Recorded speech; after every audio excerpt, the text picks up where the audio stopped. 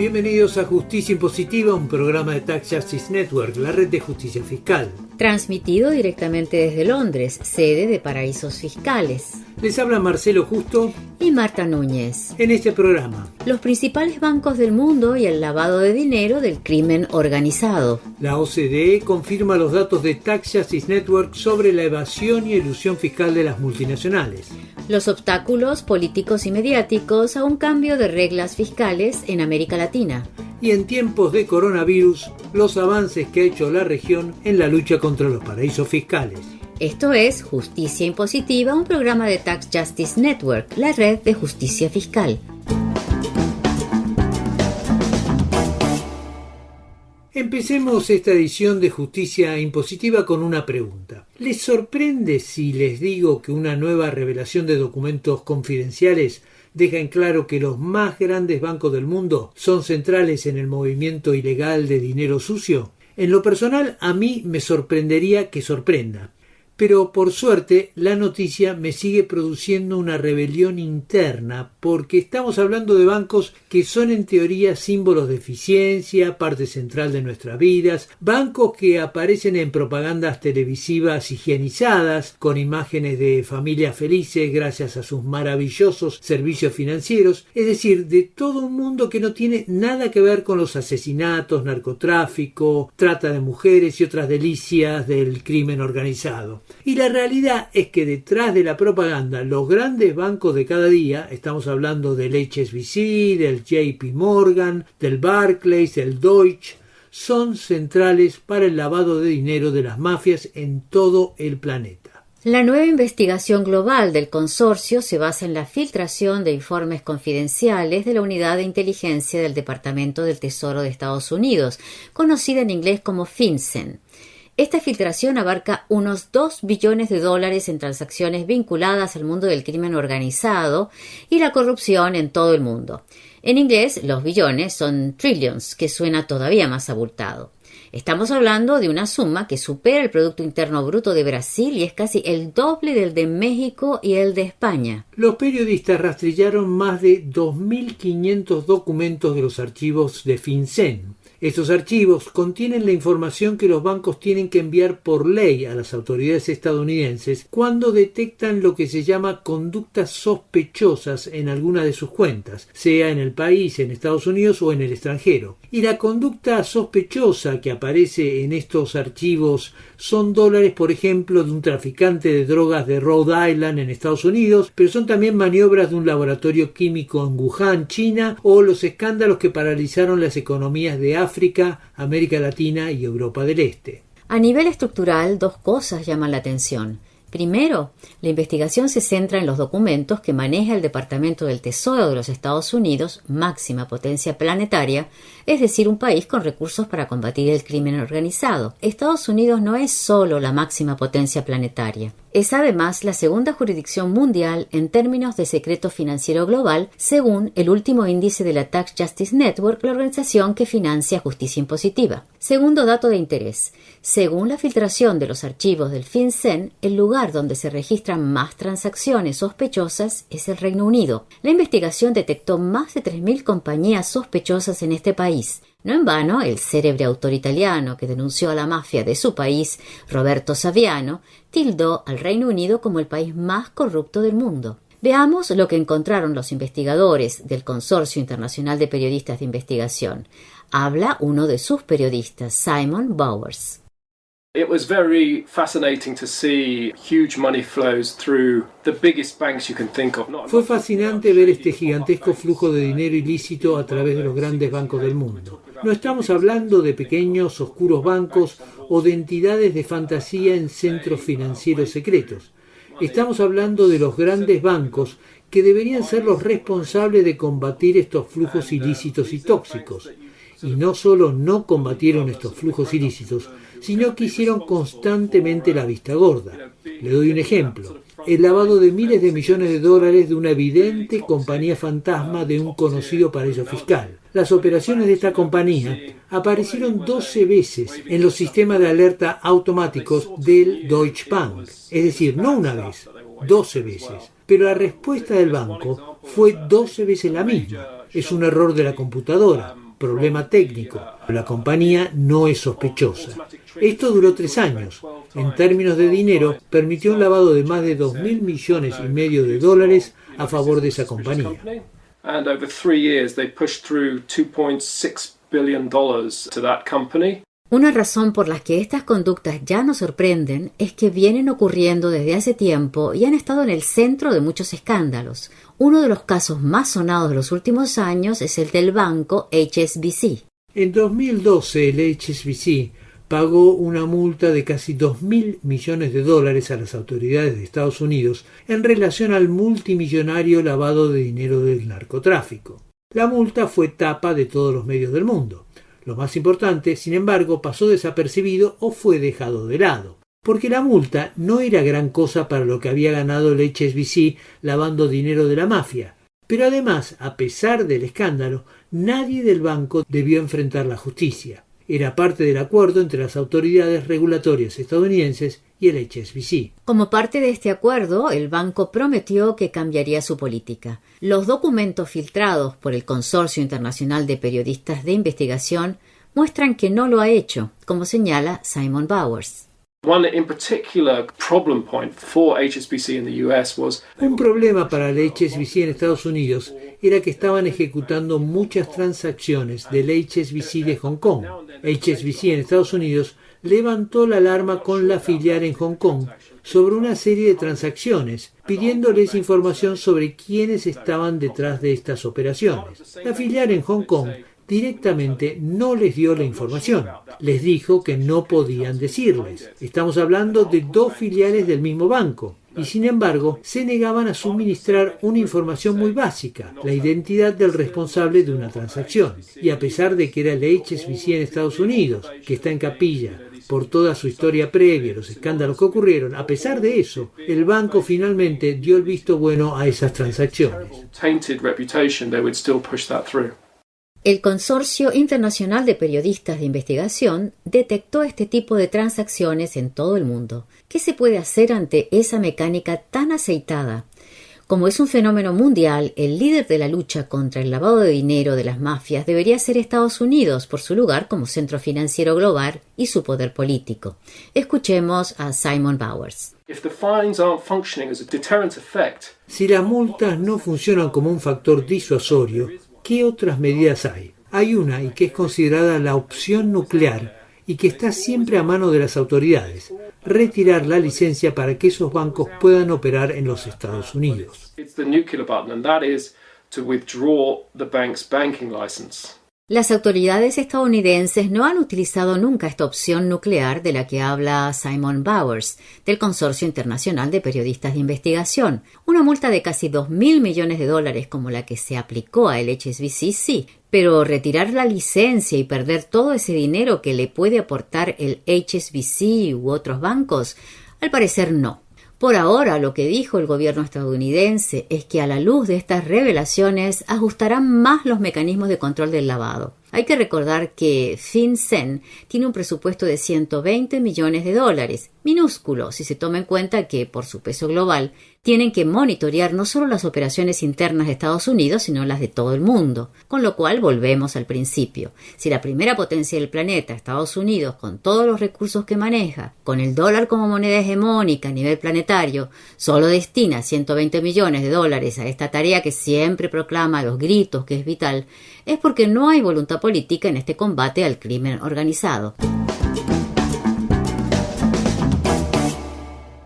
El análisis de los datos más recientes de la Organización Económica de Cooperación y Desarrollo, la OCDE, confirma la estimación realizada por Tax Justice Network sobre la multimillonaria pérdida de ingresos fiscales por evasión y elusión tributaria de las multinacionales. Los datos de la OCDE, una organización que agrupa a los países más ricos del planeta, se refieren solamente a las maniobras de las multinacionales en 15 países, es decir, un porcentaje mínimo del total mundial, aunque muy importante por su peso en la economía global. En números contantes y sonantes, la OCDE estima que la elusión y evasión en estos 15 países representa una pérdida de ingresos fiscales de unos $117.000 millones. El cálculo se basa en el informe país por país, un instrumento ideado por Tax Justice Network para estimar la actividad económica real de las multinacionales en cada país y evitar un mecanismo típico usado por las corporaciones para disminuir o anular los impuestos que deben pagar.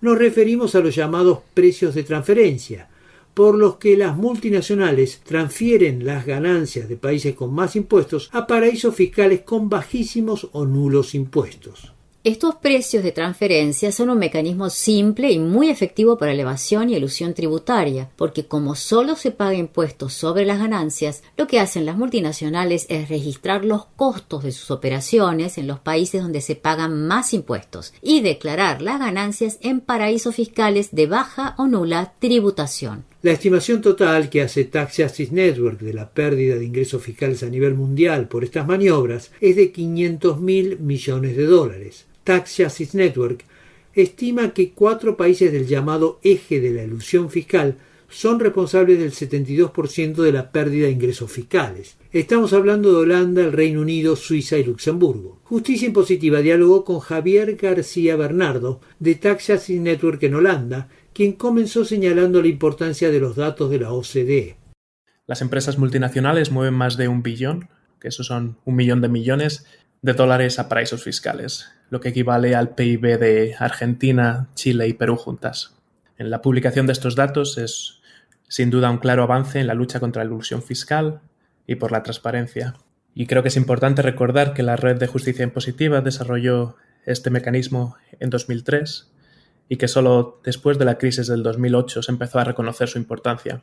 Este mecanismo que usa la OCDE y que propuso Tax Justice Network en 2003 es el informe país por país de las multinacionales. ¿Cómo funciona este informe país por país para realmente ser efectivo y neutralizar la elusión y evasión fiscal de las multinacionales? El informe país por país es un reporte anual en el cual las empresas multinacionales están obligadas a publicar en qué países registran sus beneficios fiscales y en qué países registran su actividad económica.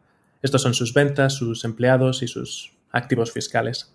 Las empresas envían esta información al país donde tienen su sede fiscal y estos países agregan los datos de todas las empresas y los publican a través de la OCDE. Este año solo 13 países han decidido publicar los datos con un detalle suficiente para permitir su análisis y muchos de ellos omiten datos para el análisis. Los 3 países que han publicado los mejores datos son la India, México y África del Sur. Estos datos nos permiten saber dónde tienen las empresas sus beneficios fiscales y su actividad económica. Entonces podemos saber fácilmente en qué países hay demasiados beneficios fiscales en relación con su actividad económica, en qué países se están eludiendo impuestos. ¿Me lo podrías esto explicar con un ejemplo en concreto? Imagínate que Starbucks, que tiene su sede fiscal en Estados Unidos, manda el informe país por país a Estados Unidos. En él puede decir que tiene 100.000 millones de beneficios en Reino Unido, otros 10.000 millones en Holanda, otros 3.000 millones en España y también donde tiene sus ventas, sus empleados y sus activos tangibles. Por ejemplo, puede decir que igual tiene 100 empleados en Reino Unido y 2 empleados en Holanda. Entonces, simplemente viendo dónde tienen demasiados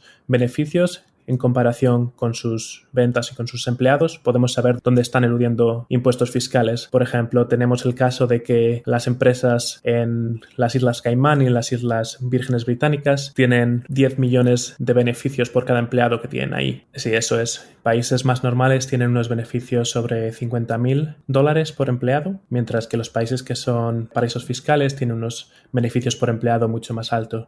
Ahora, este mecanismo es importante en el marco del debate global sobre el tema impositivo y en el marco de la actual crisis del coronavirus. Es decir, es muy importante que haya datos duros de la OCDE sobre la evasión y elusión fiscal de las multinacionales. ¿Pero se va a traducir esto en una medida concreta o simplemente va a formar parte del debate?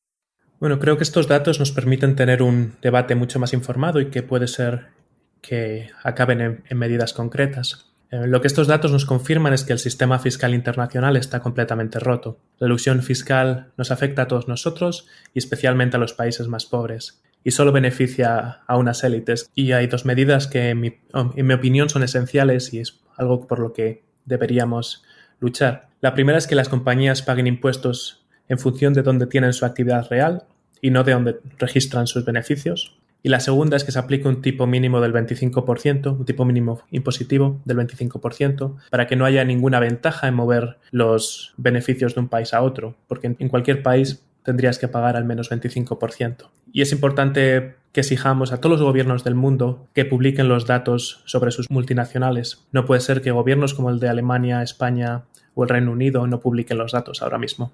Javier García Bernardo, de Tax Justice Network en Holanda. Esto es Justicia Impositiva, un programa de la Tax Justice Network, la red de justicia fiscal. No olviden que pueden seguirnos en nuestra página de internet www.justiciaimpositiva.com o en Twitter @j_impositiva.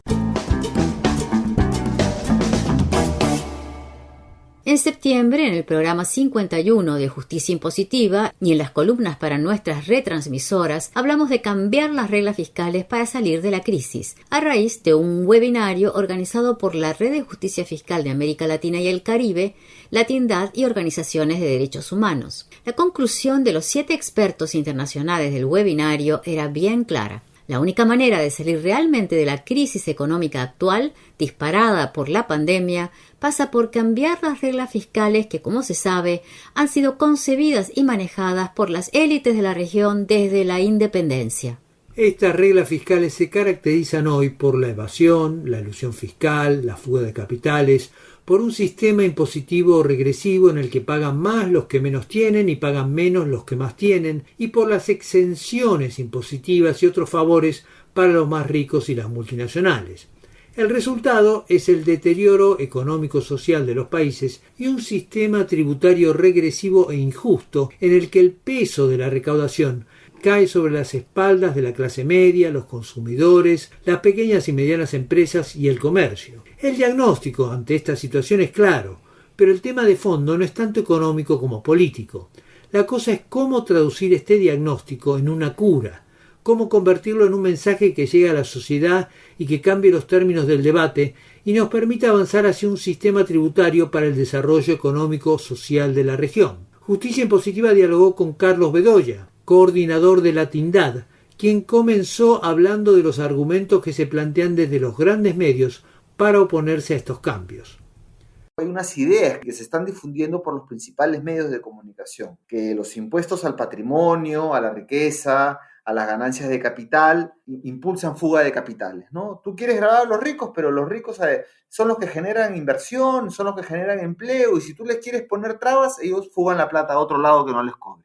Lo otro que está ahí también central es, no es momento de generar impuestos en medio de la peor crisis económica, ¿no? Y esto es bien maniqueo, porque no se trata de generar mayor carga tributaria pues al sector productivo, ¿no? Sino a las fortunas amasadas, que son totalmente antiproductivas. Otra idea que está ahí es que los gobiernos son corruptos. Pagar impuestos es botar el dinero. Es una serie de argumentos que están hechos para deslegitimar e impedir cualquier atisbo de reforma tributaria. Esta es la actual correlación de fuerzas. Se necesita un cambio en una situación extrema como el coronavirus frente a una élite muy poderosa. ¿Ves algún cambio en esta correlación de fuerzas? Yo veo que hay, por lo menos, circulando ideas de redefinición del rol del Estado latinoamericano. Eso lo veo sobre todo en países cuyos estados se han reducido muchísimo, cuyos estados han estado signados bajo esta ideología de que menos Estado y más mercado, como son Perú, Chile y otros más, donde ahí se está redefiniendo el rol del Estado en los debates, ¿no? Necesitamos un Estado, porque finalmente ¿quién ha salido a salvar esta situación? Han sido los Estados a través de campañas de salud pública, a través de dar recursos a las empresas o bonos a la población, ¿no? Entonces, uno de los temas que se ha puesto sobre el tapete es el rol del Estado. Y el otro tema que se ha puesto y ha generado tendencias en Twitter, en América Latina, en varios países, es el que paguen los ricos. Y eso ha hecho que en varios congresos de la región comiencen a ponerse al debate propuestas legislativas de gravar a los ricos. Eso está pasando en América Latina. Estamos en un momento de disputa de ideas. Una de las ideas es que el Estado es clave. Otras ideas es que los ricos, por ejemplo, no han aportado de forma justa al sistema fiscal. Pagan menos que cualquier persona en promedio. Esto hay que construir, estas narrativas hay que construir. Ahora, el tema fiscal es un tema árido, abstracto, difícil. ¿Cómo hacer para encontrar un lenguaje que pueda llegar al gran público? Tienes toda la razón cuando se habla de precios de transferencia, cuando se habla de beneficiario final, quiénes son los beneficiarios final, los fideicomisos, cuando se habla de intercambio automático de información tributaria, cuando se habla de reportes país por país, que no se entiende, que está muy lejos de la ciudadanía. Yo creo que ahí hay dos cosas centrales. Una de ellas es lo que todo el mundo entiende, que paguen los ricos. Por eso se hizo una tendencia, un trending topic. Se ha hecho en América Latina y de cuando en cuando vuelve. Y la otra, que también funciona y que también está al alcance de la gente, es que mientras que mucha de la clase media de los pueblos de nuestra América se han empobrecido, muchas empresas vinculadas a la economía digital más bien han multiplicado sus ganancias. Caso Microsoft, caso Visa, caso Facebook, etcétera, ¿no? Sobre todo en América Latina, que se usa mucho. Entonces, ¿cómo cobrarle a Netflix? ¿Cómo cobrarle a Facebook impuestos, ¿no? Sin que eso signifique que pague más el consumidor? Por ahí, tanto grabar a los ricos como cómo cobrarle a estos gigantes de la economía digital que ahora están más presentes en nuestra vida. Yo pienso que esas son dos rutas muy importantes para generar masa crítica en la ciudadanía, pero ya de por sí el escenario es favorable, porque es un escenario donde vemos que se necesita Estado, y el Estado tiene que financiarse para poder atender todos estos retos del planeta y de la humanidad con una transformación tributaria. Ese es el camino. Carlos Bedoya, coordinador de Latindad.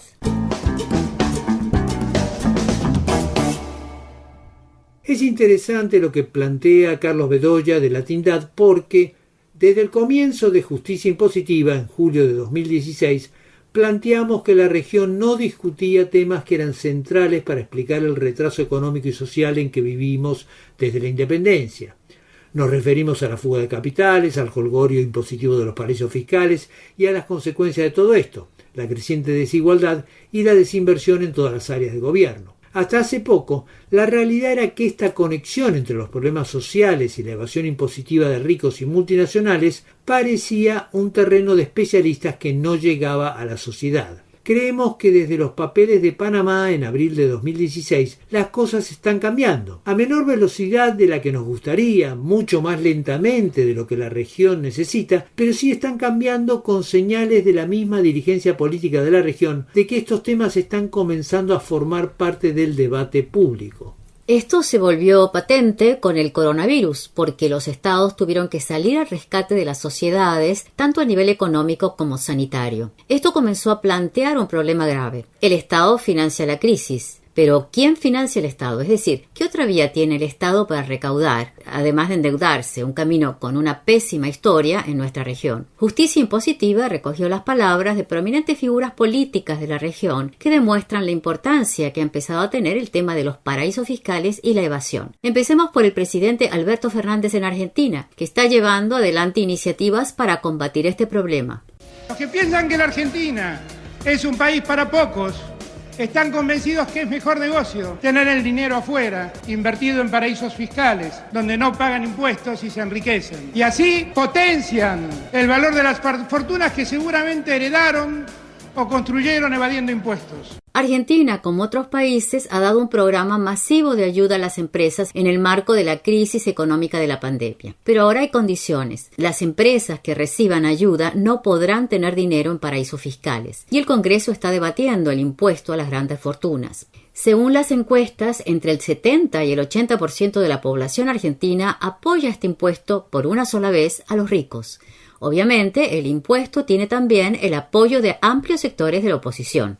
El impuesto a los más ricos por una sola vez ha sido uno de los más debatidos en toda la región, desde Guatemala, el país con menor carga tributaria de América Latina, hasta Chile y Perú, es decir, países que han trabajado durante décadas con modelos neoliberales y que también están ahora planteando este impuesto a la riqueza. Esto es lo que dijo en Chile una de las impulsoras de un proyecto de ley al respecto, la diputada Carol Cariola. Bueno, nosotros hemos propuesto un proyecto de ley que tiene que ver con es un artículo transitorio a la Constitución de la República para establecer un impuesto del 2,5% por una sola vez a las más grandes fortunas de nuestro país. Todos nosotros sabemos que lamentablemente en Chile la torta está muy mal repartida y mientras hay sectores de nuestra población muy mayoritarios que lo están pasando mal con esta crisis, que están pasando hambre, que se están teniendo que alimentar en ollas comunes, hay, por otro lado, un sector de la población que ha tenido incluso un aumento del 25% en sus utilidades, en sus ganancias y en sus patrimonios. El progreso parlamentario de esta propuesta en Chile ha quedado por el momento congelado al no ser una iniciativa del Ejecutivo, pero hoy forma parte del debate público en torno al referendo sobre la reforma de la Constitución y será parte de las plataformas políticas para las elecciones presidenciales del año próximo. Ahora pasemos a Perú. Es curioso que un presidente que puede catalogarse como de centro derecha, Martín Vizcarra, se encontrara entre los primeros en la región en reclamar un impuesto a los que más tienen. Escuchemos. La responsabilidad, además de la disciplina, además de la perseverancia, es la solidaridad. O sea, es fundamental la solidaridad. Pero hay que ver la forma y el mecanismo más adecuado y eso recién lo tenemos que ver y estudiar. Pero no podemos hacerlo porque para hacer cualquier cambio al respecto se requiere de una ley. Entonces, veámoslo, pero el concepto es que aquí tenemos que ser solidarios.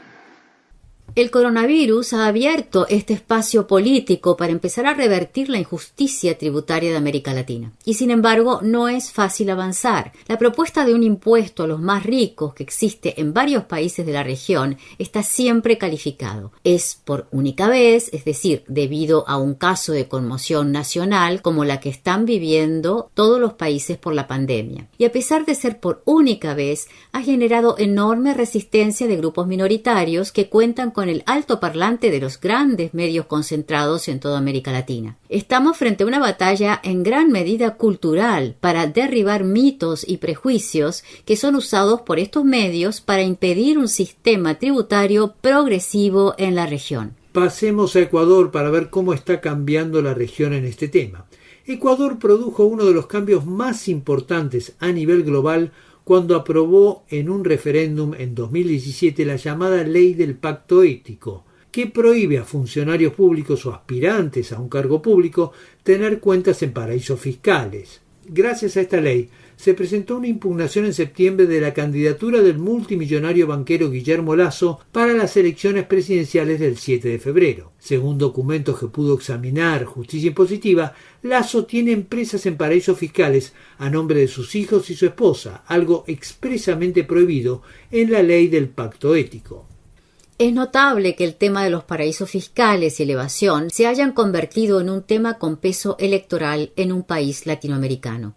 En el caso de Ecuador, es igualmente notable que el principal rival de Lasso, Andrés Arauz, de la Unión por la Esperanza, tenga una trayectoria de investigación y lucha contra los paraísos fiscales. En el último congreso anual en Londres de Tax Justice Network, Arauz presentó una investigación sobre la utilización que hacían los grandes bancos de paraísos fiscales como las Islas Caimán. Escuchemos lo que le dijo Arauz a Justicia Impositiva durante el congreso anual de la Tax Justice Network. Las Islas Caimán está en el top 10, en los 10 países que más depósitos reciben del mundo entero. El 98% del dinero que se capta pertenece a bancos de otros países, de Estados Unidos, de Europa, de América Latina. ¿Qué es lo que pasa? Haciendo esta investigación podemos confirmar lo que ya se sospechaba, que la gran mayoría de los bancos que supuestamente operan en las Islas Caimán son apenas oficinas postales. No tienen ni siquiera un empleado que trabaje en las Islas Caimán. Y entonces llegamos a tener este ranking con 133 bancos que tienen licencia en las Islas Caimán. ¿Y quiénes encabezan la lista de los bancos? Los mismos de siempre. Los grandes bancos como el Deutsche Bank, UBS, BNP Paribas, JP Morgan, Credit Suisse. Andrés Arauz, candidato de Unión por la Esperanza, en declaraciones que hizo Justicia Impositiva en julio del 2019. Seguiremos en futuras ediciones analizando cómo el tema impositivo y de los paraísos fiscales empieza a formar parte de la agenda política de América Latina y qué más se puede hacer para que sea central en nuestros países. Pero se nos acaba el tiempo de esta edición de Justicia Impositiva. No olviden que pueden seguirnos en Twitter @j_impositiva. O suscribirse a nuestra página web www.justiciaimpositiva.com. Desde los estudios de Tax Justice Network, la red de justicia fiscal, les saludan Marcelo Justo y Marta Núñez. Hasta la próxima.